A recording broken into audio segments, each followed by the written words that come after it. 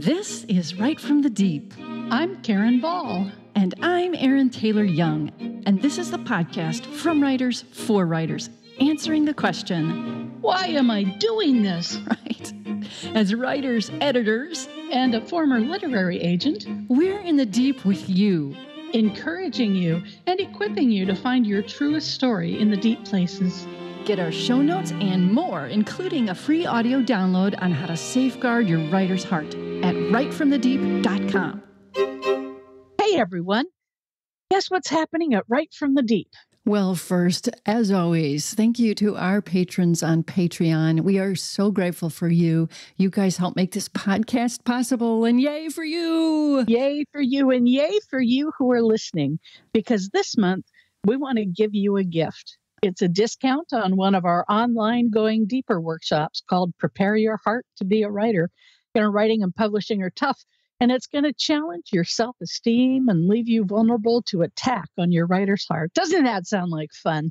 But we want to help you have a sure, solid foundation of trust and truth, that it's so solid that nothing will shake it and nothing will derail you from the task God has given you.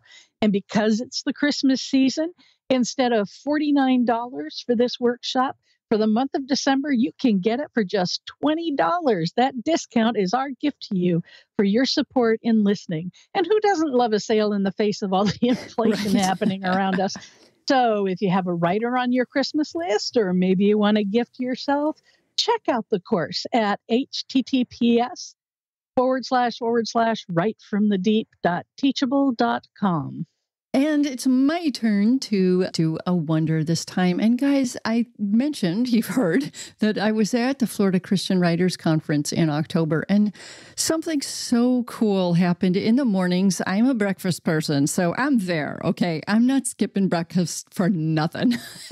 And so it started like as the sun was coming up, and the dining hall is right by the lake, and that just so happens to be where the sun would come up every morning. And one time I was walking to breakfast and I just stopped because it was breathtaking. It was just a breathtaking sunrise. And you know what touched my heart even more was to see like 20 people lined up out in the field, all side by side, watching the wonder of God's glorious sunrise. You cannot see sunrises like that and sunsets, any of them. You can't see them without knowing that there is a God. And that is a wonder that God would reveal himself to us in that way. Amen. And now, here's the show. Welcome, guys, to The Deep, and we're glad that you're here with us in this Christmas season. We are going to be continuing our very cool interview with Eva Marie Everson, and we're just going to jump right in, so come with. The question, where did you come from and where are you going, which was the Genesis 16 question to Hagar, took me weeks to answer. I would write a little bit, put my journal away, write a little bit, put my journal away.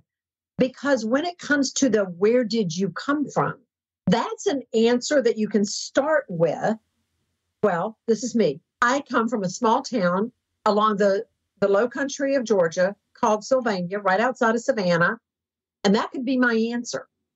But then I started looking into who my parents were, what my home life was like, my teachers at school, my Sunday school teachers, my friends, activities, grandparents, aunts, uncles, cousins, all the people who poured into my life, who made me who I am, and who helped shape some of the decisions that I made along the way, some of the choices that I made along the way, the good ones and the not so good ones, So it took me a long time to answer that and to realize, and this is the conclusion I came to. And here I was like, in my late 50s, early 60s at this point. And I was like, my whole life, I have flown by the seat of my pants. I never made a logical choice in my life. And I didn't realize that until I answered that question.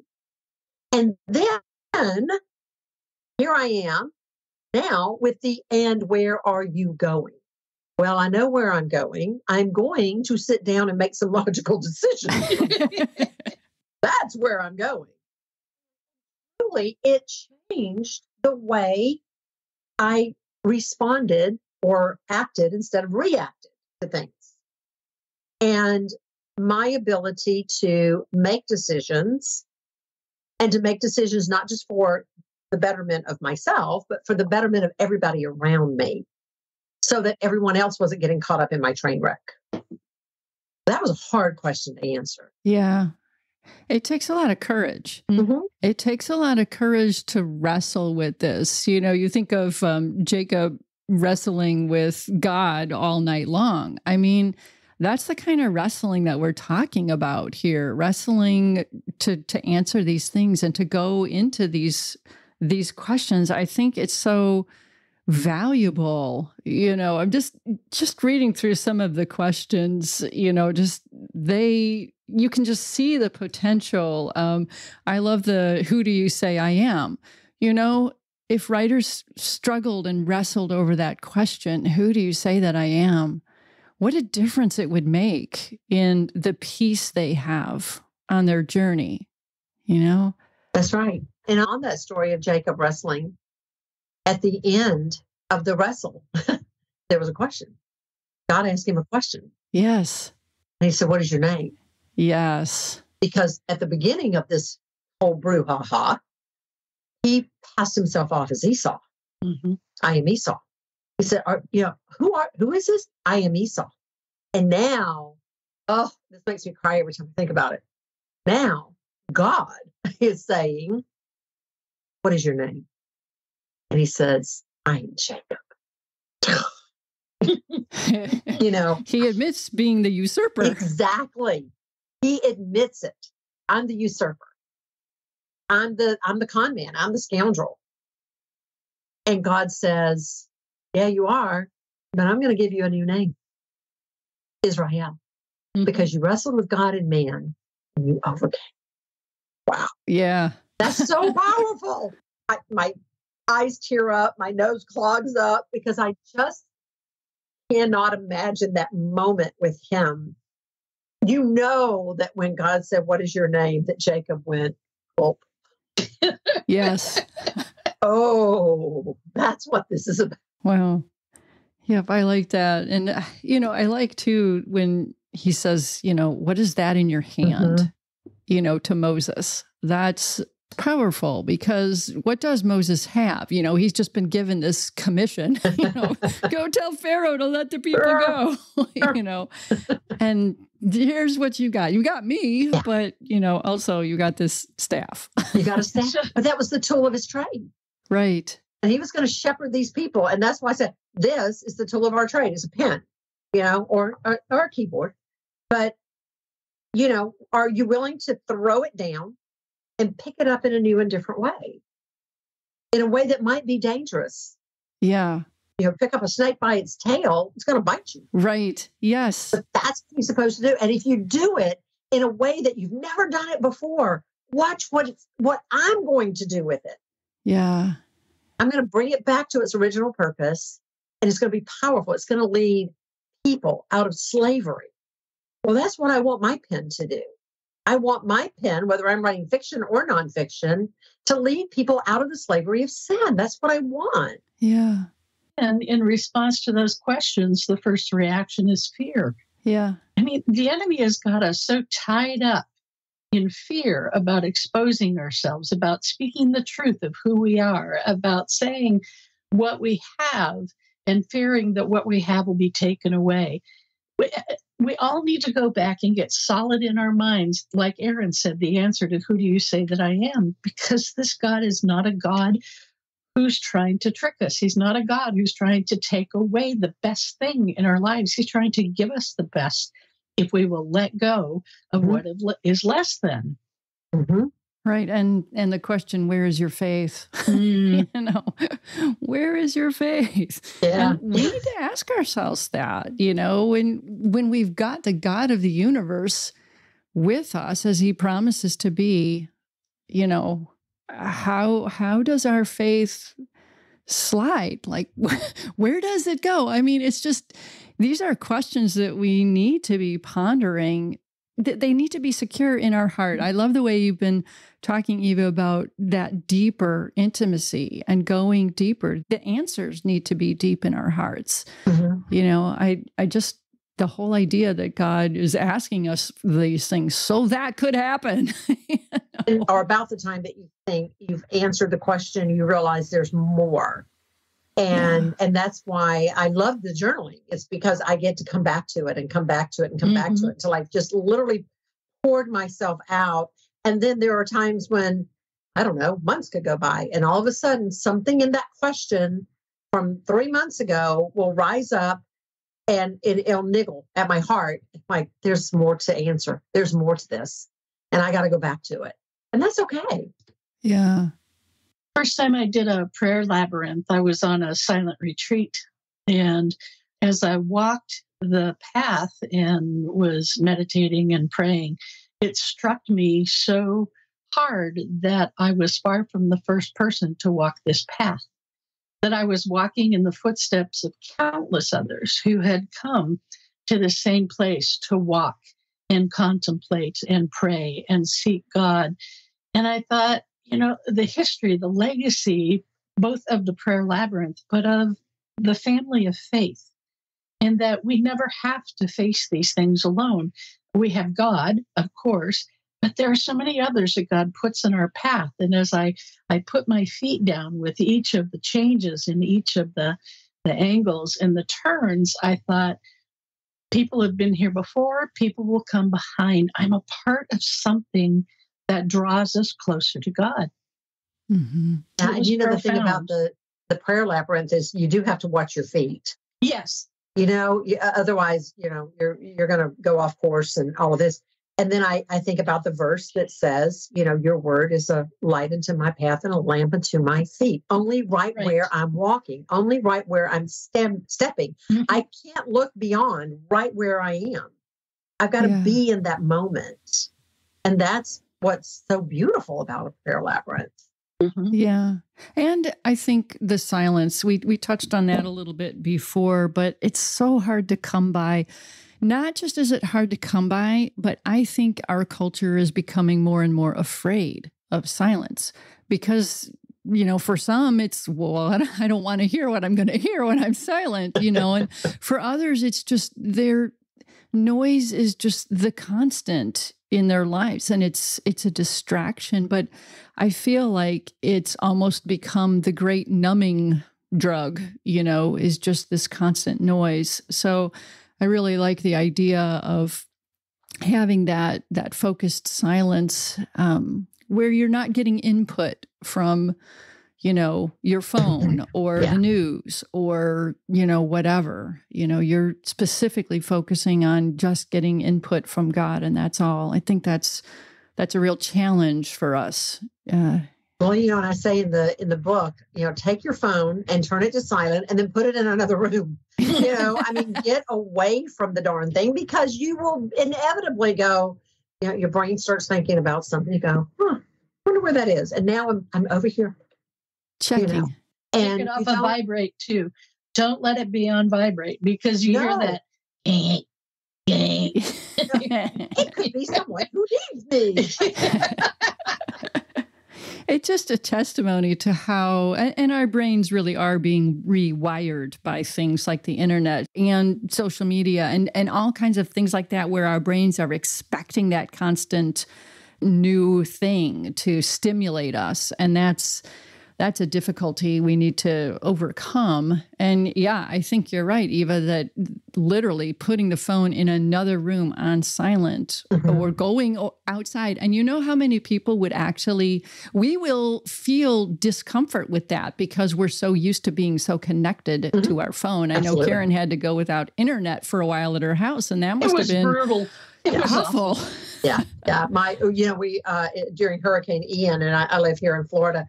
My 15-year-old grandson, I picked him up from school maybe a week after Ian, and I asked him, you know, how did you guys do? You know, how'd you do? And all of this. That was a pretty intense storm, and he said, well, we didn't lose electricity, but we lost internet. And I said, oh, I didn't realize you lost internet. He said, Oh my gosh, Mima, I thought I was going to lose my mind. Yeah. Yeah. It's just we're trained.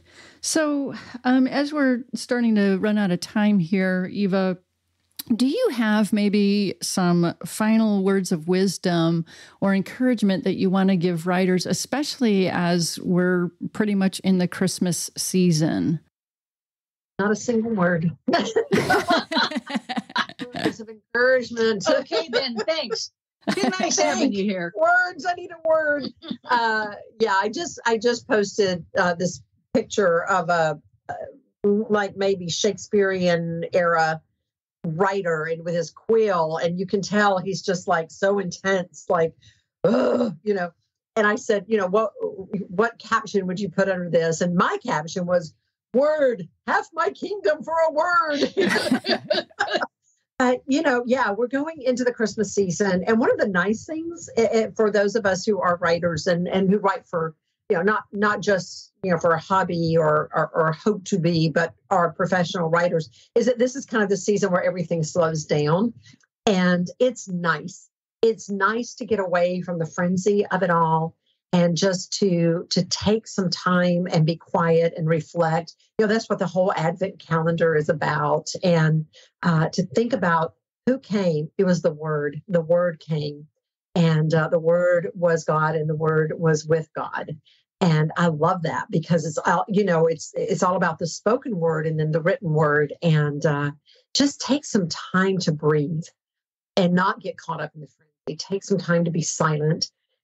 Take some time to ponder the questions that God asks, not just in the Bible, but that He's speaking to your heart during this time as to why He came and the beautiful way He came and who He wants to be in your life. The question that I'm working on right now, I've been working on for a little over a week, actually comes from the Easter story. And it was when Jesus was in the garden and the guards, the Roman guards and the temple guards, the Roman soldiers and the temple guards came with, of course, Judas into the Garden of Gethsemane. And Jesus asked them this question: "Who is it that you seek?" Mm. And they said, "Jesus the Nazarene." Now, most of our translations say that Jesus said, "I am He." It's or like, "No, I'm right here," you know. But the original transcript says, "I am." Mm. And they fell. They stumbled back and fell on the ground because He had just declared the holy name of God. I am. Right. And when they stood up, He asked them again, "Who is it that you seek?" And they said it again, "Jesus the Nazarene." And He said, "I told you, I am." Mm. And so, in other words, why are you still seeking me? Right. But the question led me to who I am is, and who do I want I am to be in my life? Am I just seeking all that I am can give to me? Mm. You know, that part of the I am the creator. I am the all sufficient one. I am the all encompassing one. I am the all giving one. Is that what I want? Or do I want more of what Paul said? I want to know Christ and I want to know His sufferings. I want to know the power of His resurrection, but I want to know His sufferings and be like Him in His death. So what part of God am I seeking? Mm. Is it just the easy part or is it the hard part? And then look at what came on that first Christmas morning, or as we celebrated Christmas morning, that morning of His birth. Who came? What came? What are you seeking? Just like the shepherds, you know? Yeah. The little drummer boy.